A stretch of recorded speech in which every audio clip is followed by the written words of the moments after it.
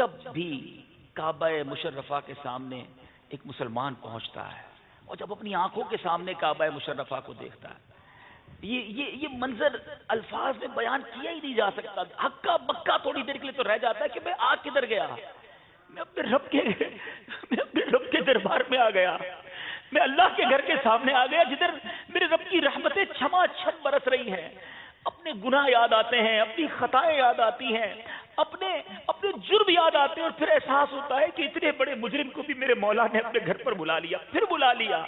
اور یہ کیفیات پورے سفر میں باقی رکھنا، یہ خیال اس پورے سفر میں آپ کے ساتھ رہے کہ میں کب آنے کے قابل تھا۔ ارے ہم قابل نہیں، ہمیں بلایا گیا ہے۔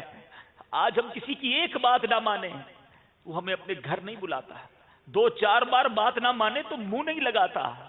ارے ادھر تو ساری زندگی نافرمانی میں گزری ہے، مگر اے خوش نصیب حاجیوں، پھر بھی تمہیں بلایا جا رہا ہے، پھر بھی مہمان بنایا جا رہا ہے۔ سارے سفر میں شرمندگی ساتھ ہو، سارے سفر میں شکر کے جذبات ساتھ ہوں، سارے سفر میں یہ کیفیات ساتھ ہوں کہ مجھ گناہگار پر اتنا بڑا کرم فرمایا گیا اور مجھے بلایا گیا۔ اور دیکھو جسے بلایا گیا ہے اسے کیسا نوازا جاتا ہے۔